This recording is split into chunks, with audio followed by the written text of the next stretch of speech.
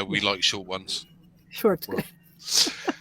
Hi, everyone, and welcome to OP Digital Blueprint. Thankfully, I made it home today. 12 hours. Yes, all good. Yay. Newcastle and back today, Red. Brilliant. From the south coast, 12 hours. But all good. And I'm joined, obviously, with my two colleagues here, my two best friends, Red and Gina Lever. So we're going to have a chat today about what was said by our inimitable CEO last week. So over to Red. Let me hand it to you first of all, my friend. Thanks very much, Andy. Gene, nice to see you as always. Good to be here. Like Tuesdays, they're always good fun. I think it's really important to continue to talk about our CEO who we saw on Friday. And as I was saying on my live today about silence. Oh, bless you, Jane. Silence is a strategy. This all sort of marries in very nicely to where I think we are and what I think is happening at the moment. He is he's very big on strategy, and he is a strategist. And I'm convinced that seeing him on Friday is all part of the strategy of what he is trying to achieve with the next phase of ONPASSIVE. And I don't think seeing him on Friday and what he said within the context of Friday is a mistake. I think it's all done by design. I think it's all been done for a purpose. And part of that purpose, I believe, is to kind of get us ready a little bit here.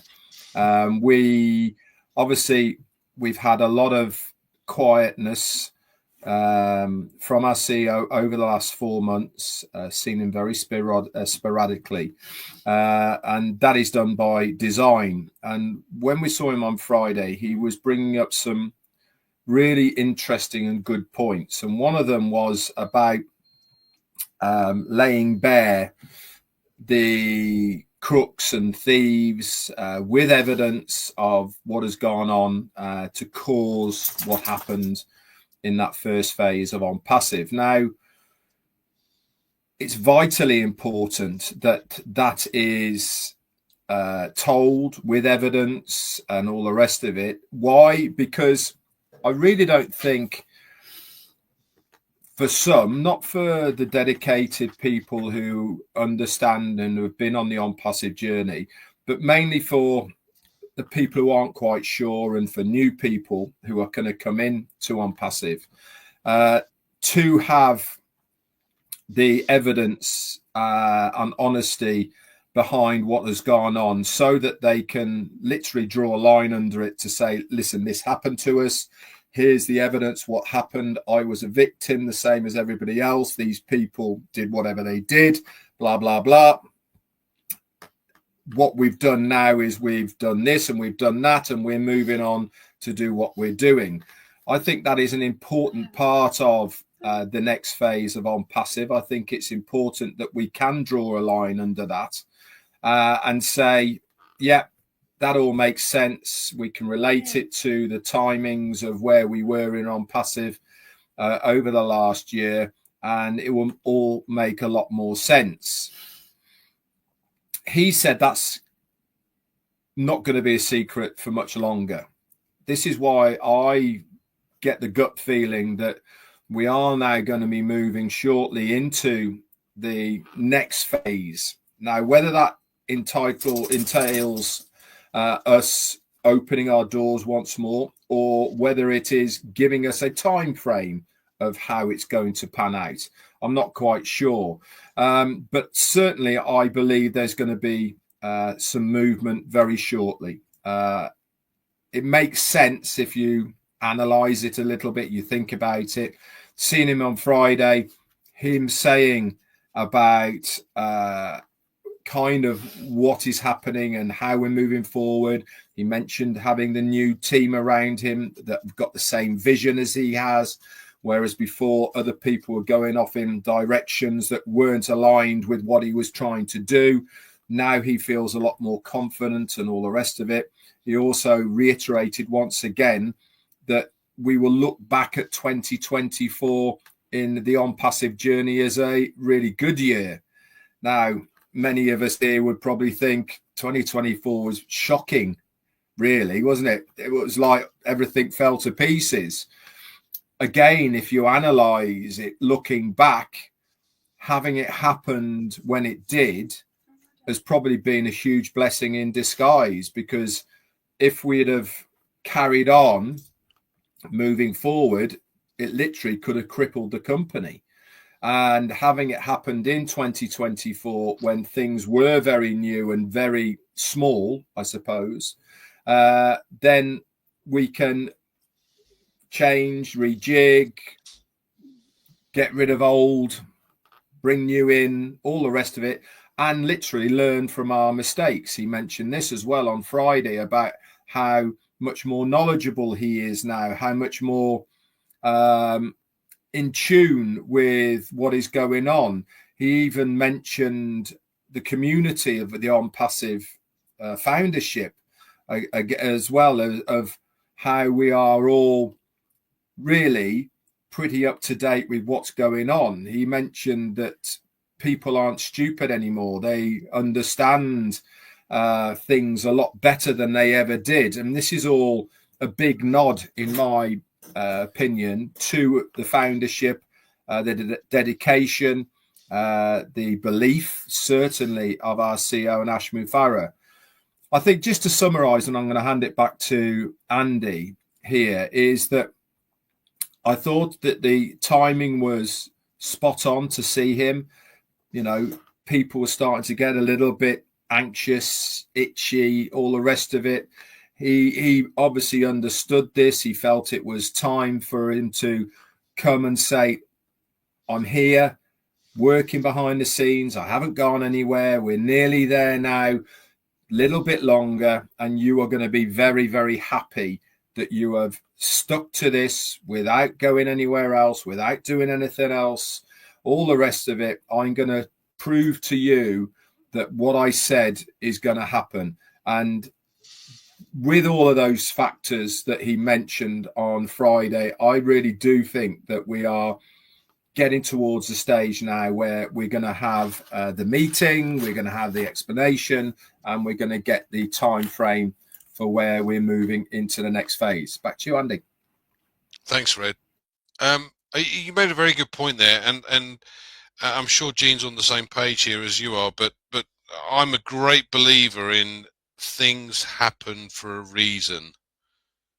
Now, we you know, there are no coincidences in life, and at the end of the day, Ash had this vision, and this vision is to help humanity.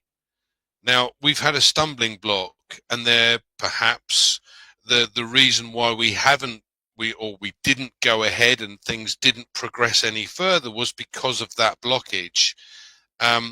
But that's worked actually in our favor. It's like losing your job. I remember losing my job in Dubai years ago and thinking, oh my God, what am I going to do? But actually, it allowed me to move on to something much, much better. And I think that's exactly where we are with ONPASSIVE. The system says, if we'd have gone along with the system as it was and the people that we had in place at that time, all hell would have broken out by now.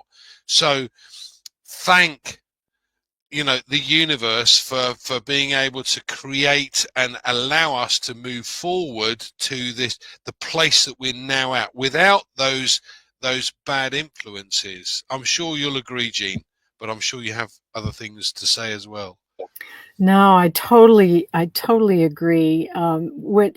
Basically, Ash was way ahead of his time, way ahead of the world, right? So he had this amazing vision, and in his innocence, in his enthusiasm, in his joy to help the world, he opened his heart and shared it all. And the world wasn't ready for that. The companies were, the ethical, clean way of being that we're trying to bring to the world the rest of the world is not there yet. And so he was ahead of his time, and always will be, I think. But this was a wonderful learning experience that if it hadn't happened this way, because the world wasn't ready, I don't know what would have happened, really, you know. So it really was perfect. It really, really was. And allowed Ash and all of us to learn so much. It allowed us to become stronger and obviously more resilient and all of that. And I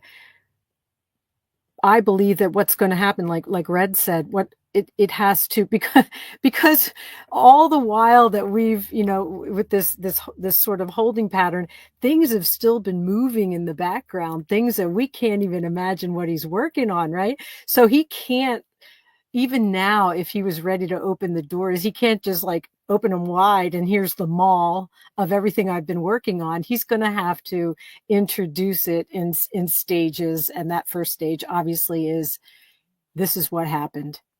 So people can heal, right? So people can, you know, this story involves people that we loved, that we admired, and they betrayed us. And so that there's going to be, God bless you, Red, there's going to be a healing process involved in this, out of our love for Ash and the pain that he and his family went through with all of this, with him fully entrusting people and then them doing, you know, following their own agenda.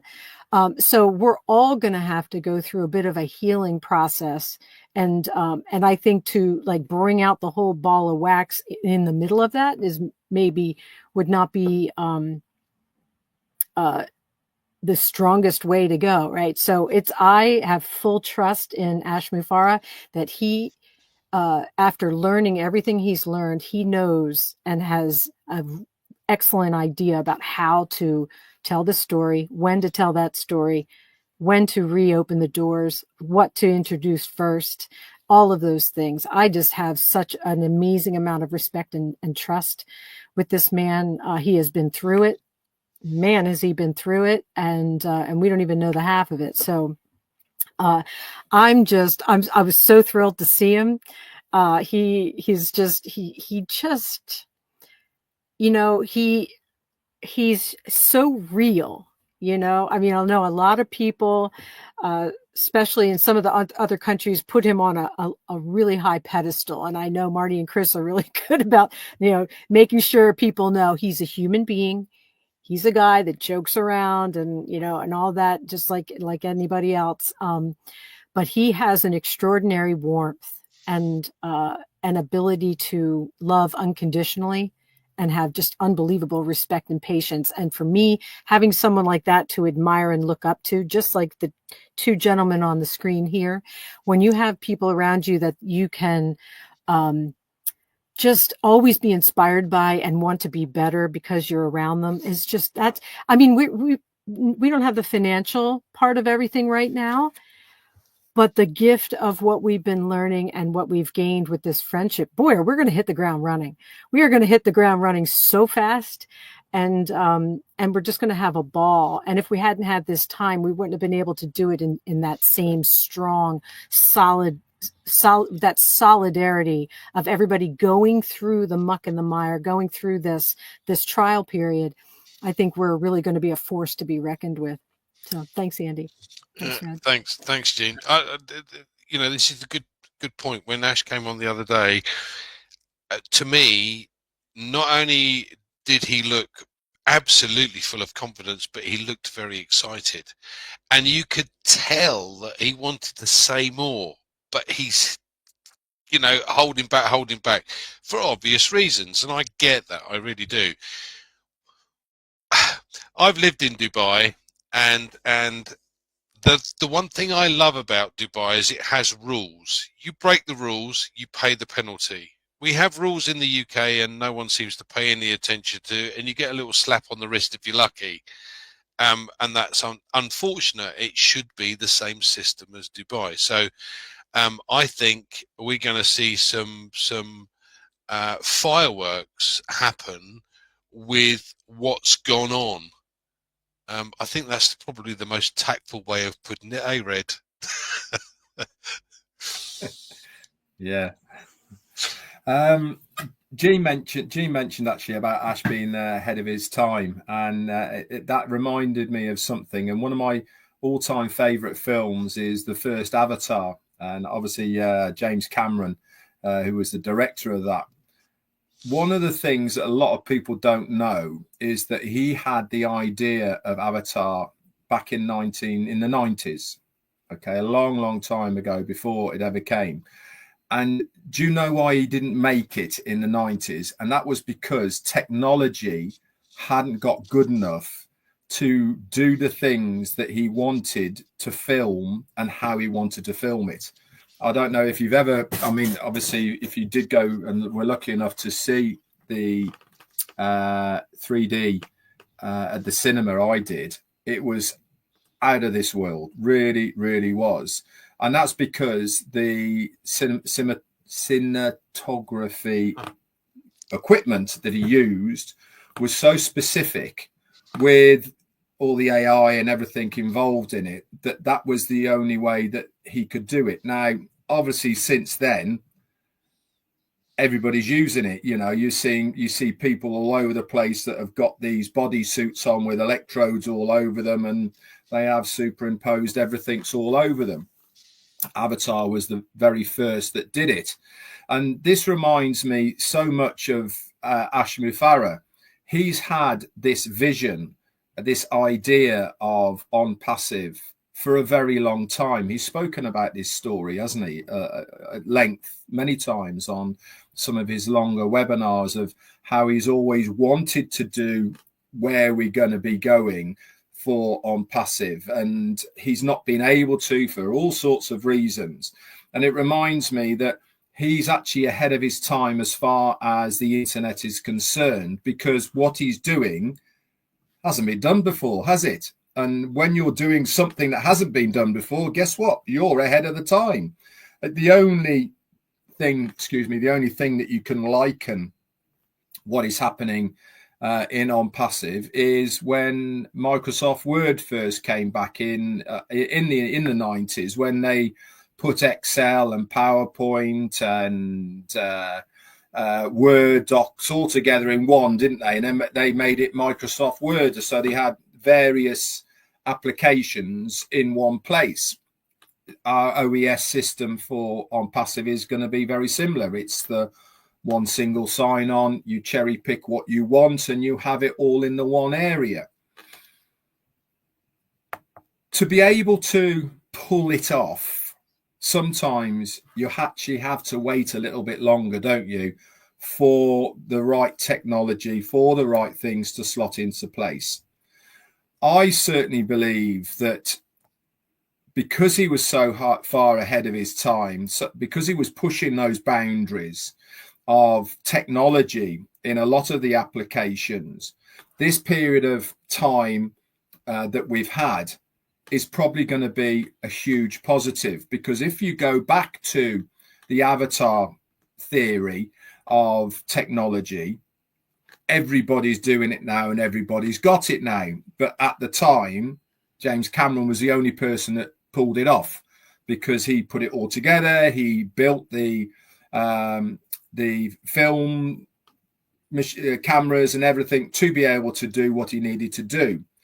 I firmly believe as well that ONPASSIVE will be in the similar kinds of realms. We will have other people who will try and mimic and copy us down the line, because they will see ONPASSIVE as such a global success that they all want to have a little bit slice of that cake. Now, here's the but. It's a bit like an iPhone, right? An iPhone is regarded as the cream of the crop, the piece de resistance of phones, whether you believe that or not, because of obviously, guess what came behind it? Android. Okay, why did Android come behind Apple? Because they saw an opportunity that people wanted this style, this way of using mobile phones. So they had to jump onto something very quickly to catch up with where Apple were going with their mobile devices. And you can also liken this to a lot of other businesses where people have tried to catch up with where other people are within the industry. I believe that because we've got a CEO that is forward thinking, and he even mentioned about forward thinking on Friday when he was saying that he's fighting battles in the background. He said, but we don't want to fixate on those things. We want to look forward to what we are trying to do. And he's always the same. What's happened. You know, you can't change what has happened, but one thing you can do is change what is happening.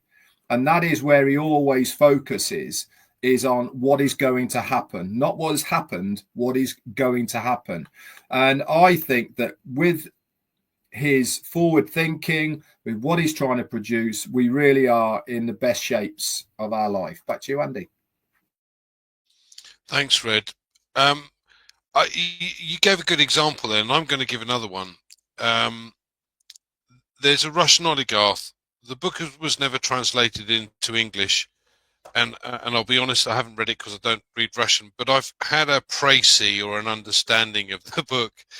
But basically what this guy did was wrote a book on how to become a multi-millionaire, and then didn't release that book for nearly 30 years because what he wanted to do was to prove his theory was correct. So first, he used the information in the book that he'd written to become a multi-millionaire. Actually, it was into the billions, and then he released the book. So this, for me, this is the same sort of thing as we've got going on at the moment. We've got this system and this opportunity with digital products that are, as you mentioned earlier, ahead of their time, because these are value for money. These do more things than the others. They work better. They're AI induced, and we're 3 or 4 years ahead of the curve because of that. So, and timing is everything. I get that. Timing is everything. So perhaps when we first looked at this, it wasn't a case of we're ready for it. And as I said before, everything happens for a reason. So now all of the products that we think we know are likely to have been totally and utterly revamped. And I can't wait. I'm getting really excited about that. So what are your thoughts, Jean? Well, my first thought when Red was talking about, when other companies copy, imitate, come up with things that are very similar to what we've been doing and talking about for 5 years, I'd say. It's funny because when you see things like DeepSeek and hi Collins and ChatGPT and all of these things, they're all fabulous, and then people are doing, oh my gosh, the videos and the language and translation and all these things, and they're wonderful. But they're not all unified on a single platform with single sign-on, talking to each other and providing people an opportunity to earn commissions. You know what I mean? Like even now, because we've had to quote unquote wait, and all these things are happening, and people are getting in an uproar. People are doing our things and all that. No. What Ash has envisioned, when you think back to conversations we had in meetings years ago, the stuff that's happening now that people are thinking is so high tech, and they're not even caught up with what Ash was talking about back then. And we know those are a done deal, right? So I don't think I'm unusual in this crowd, but out there in the world, there are some people that they get so nervous, like, the world's going to catch up and take all our ideas and all this kind of stuff. But when you have someone like Ash, who is always, like Red said, always thinking, 100 steps ahead, has so many things in his back pocket. What did he say? He needed to live to a certain point to do all his ideas. Oh, this is going way back. I can't remember what it was. It wasn't 50. Whatever it was, he was like, oh, I don't think I'll be able to do them all of my ideas. So he's going to have to get a team, say, okay, here's some of my ideas. You take those and run and so I think we're just, if somebody comes out with something that has a whole bunch of things in one place and it pays people, then I'll say, wow, maybe people are starting to get the idea. But won't that be a beautiful thing? Because Ash's goal here is to have the whole world transformed with conscious, business-minded, loving-based, helping the people, all of this kind of stuff. So if other companies start doing things that are even remotely similar to what we've got planned here, it's only good. As Ash has said, hashtag only good, only good. So that's all I wanted to add here. We have Collins. Yay. Thanks, Jean. Yeah. Collins, we're really going back to what Ash has been was saying last week. And for me and Red and Jean, it was about the excitement of having seen him and the reasons behind that. So what are your thoughts on that? Wow, it was really amazing. Let me just greet Red. Long time not seen you. Been like up. Just rushing to me. Hi, Jean. Yeah, it was really great to see Ash. That day, I think you can see the calmness of spirit. Ash was really calm, really excited. And I believe all the founders also were really excited to see Ash. And he spoke from his heart. Explained a lot of stuff. But to me, what I gathered, when I look at and I listened to Ash, I said, truly, this is really perfect timing. Whilst I was coming back home, I was just asking myself what perfect timing means for all of us in this business. Yes, things have happened, and we all know that things happen. Ash never shy away to tell us about the things that have happened to slow us down. But again, I was just reflecting on it. After listening to Ash, I said, you know what? Given the fact that we are moving, especially in this day and age where technology is growing very fast, to me, it is perfect timing. It happens to give us that breather. So Ash can take 2 steps back, look at the market again and the trend, look at the opportunities that are out there and how things can be done better, even much better than where we are before. And that's how I see it. And I call it a perfect timing. Because you look at perfect timing in a different way. The industry is growing, not shrinking. Technology is growing. It's not shrinking. But how do you catch up with technology? Something must happen for you to take a step back to say, wow, maybe we were going in the right direction. Now is the time for us to take a break and then bring ourselves back to that path, where we want to move. And I saw the excitement in Ash. And we have to remember that there is competition, yes. We have competitors. Not like it exists. No matter how we want to say it exists. But how many of the competitors are fulfilling customers' expectation? Most of them, none. They build, yes, we are competing, but they are not fulfilling customer expectation because customers are looking for something different. Do we have something different? Yes, of course. We're talking about high quality technology for a better price point. Customers want price point because the first thing is, yes, I like that technology, but what is the price? I like an Apple phone. Everybody desires to have Apple phone, but how many of us can afford it? All of us want to drive Tesla car. You give me, I'll say, yes, I like it, but how many of us can afford it? The price is killing. What if there is a company that can build something of that quality and it will supply it for affordable price where everyone anywhere can just lay a hand on it and say, yes, I like it and I can get it. This is exactly what Mr. Ash Mufarah is doing. This is what Mr. Ash Mufarah is doing to say, you know what, the pricing is too much. What is the means? Do we have the available means to build something that will reach everyone everywhere? Because customer behavior too are changing. They behave based on price. Everybody wants to get something, but the price is killing. New regulation is there. Yes, people, companies, countries will bring new regulation based on opportunity. to help other companies, startup companies to grow. Because you always look at the opportunities. What are the opportunities out there that I can grab to build something where everyone anywhere can lay hand on it? And this is exactly what Ash is doing. And I see this particular phase now as an opportunity for Mr. Ash Mufara and the tech team to take the company on head. Andy, I will leave it there. Thanks, Collins. I know, you know, you've been busy as well. So, but Red, what I'd like you to do is to just have some you know, final points that you'd like to add before we close, and I will come back to you, Collins, actually, don't worry. Picking up on what Gene said about people are nervous that technology is running away from us, people are nicking our ideas and they're doing things that we're doing, and no. Analyze it and think about this. Our competition, whatever it may be, has had 6.5 years to do what we're doing, right? There's been no shortage of information. Some of these people might be founders, in fact, within our business, because they want to know what is happening and all the rest of it. So you have to ask, why haven't they done what we are going to be doing?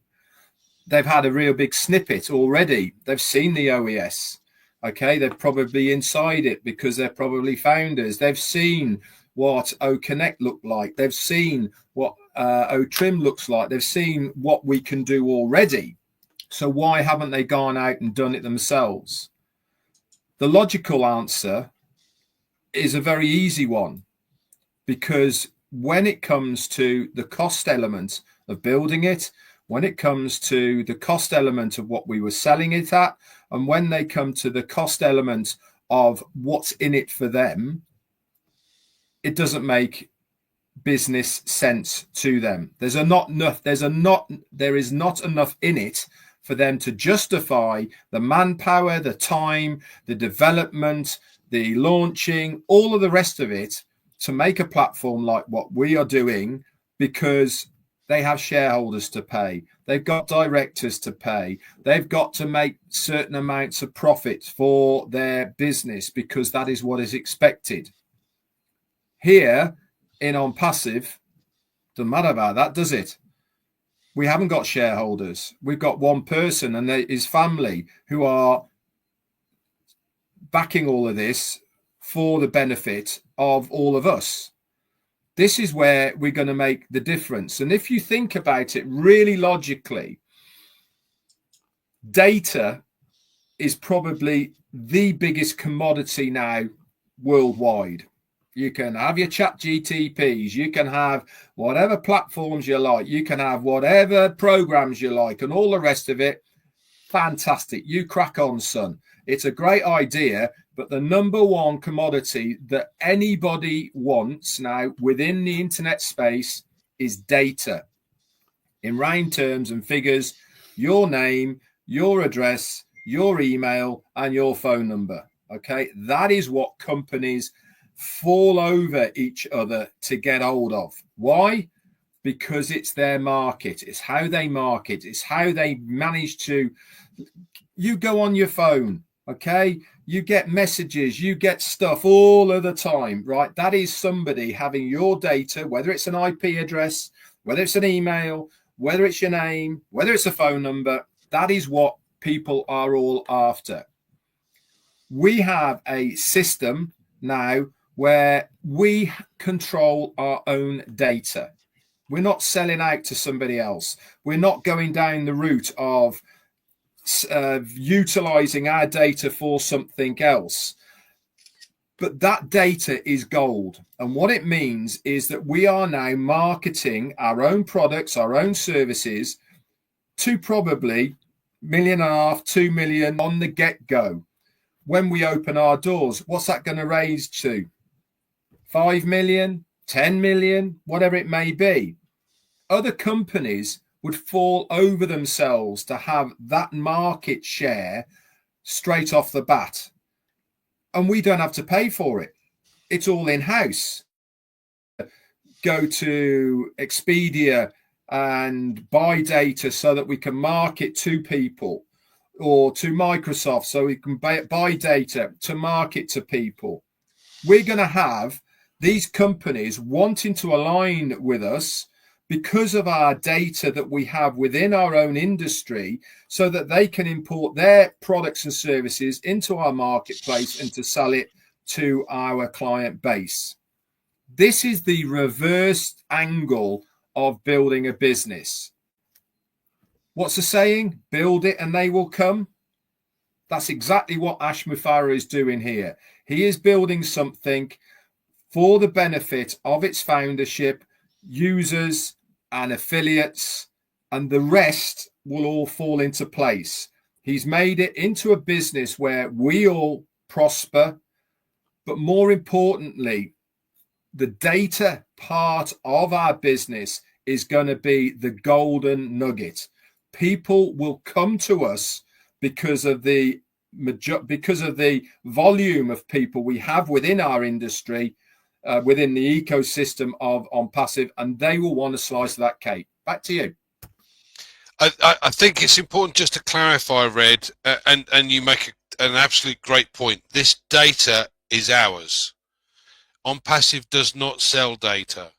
What it will do is a company will come along and say, listen, guys, you've got a hell of a lot of customers here, and you've got all of this data. What we want you to do is to sell our product within your organization. So they don't, you know, they're not going to get rid of the data or offer data out. They're simply going to go, there's the targeted traffic, bang, there's your customer. Thank you very much. Yeah. See you later.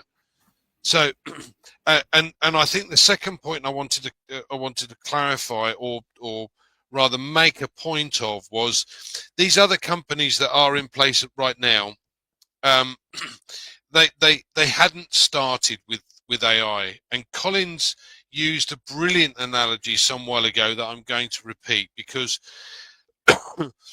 what Ash has done is built a foundation that is 1 kilometer wide and could build to the moon.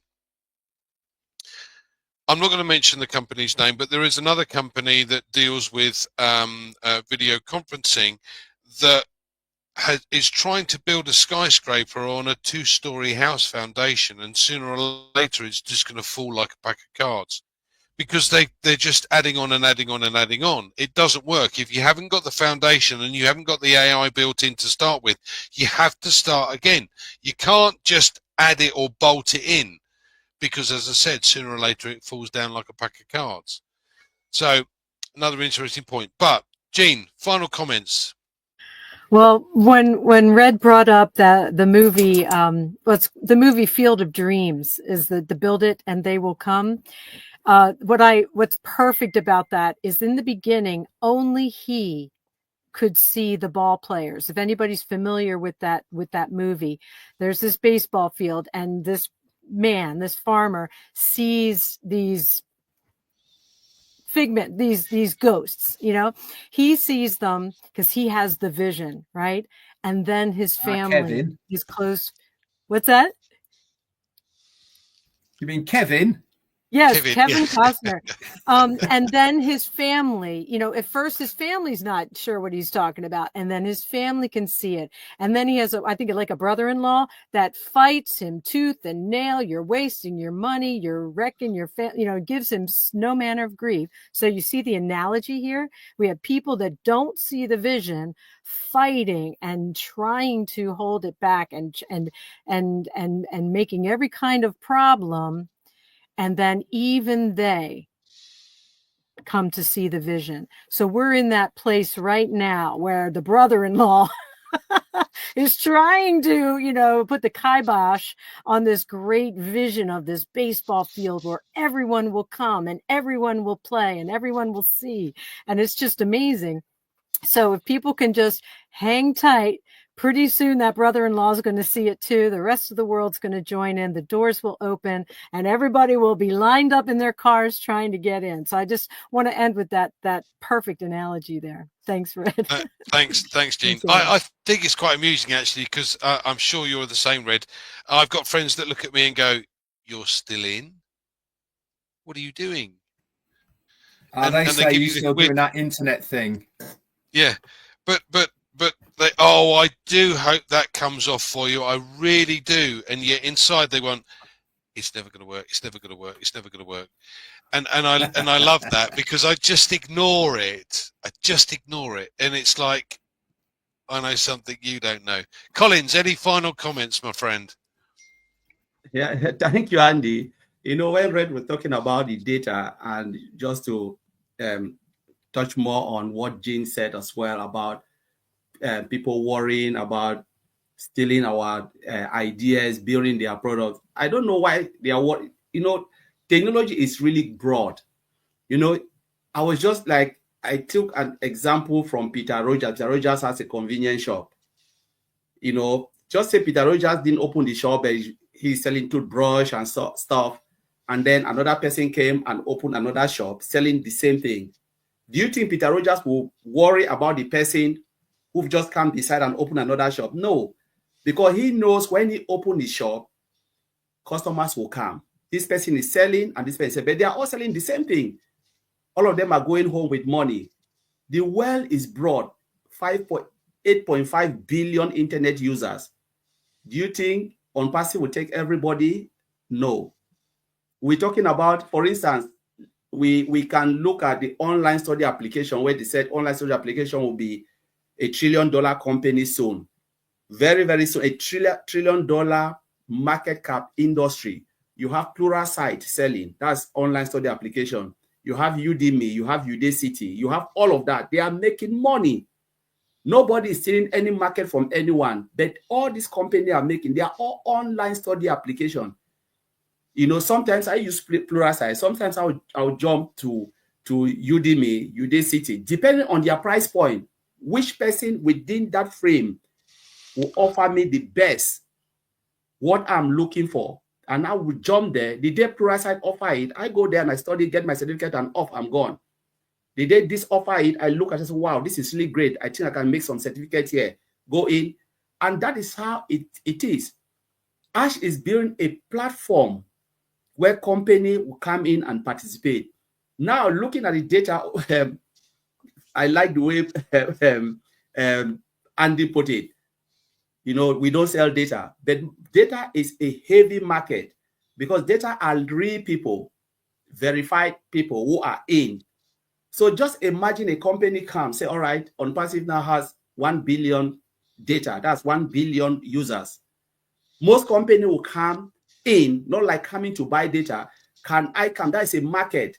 What if Mercedes come and say, okay, I want to advertise in there because I know there is market there. Those people, they have money. If I advertise within the ONPASSIVE ecosystem, at least I will make some money from the users. They will see my car, and people will be clicking on red side. Wow, this car, I like it. I like it. That is, they follow where the market is. The market is data. They are not taking us out, but they are coming to sell product within our ecosystem because the users are there. So I just want to make that point, which is really massive.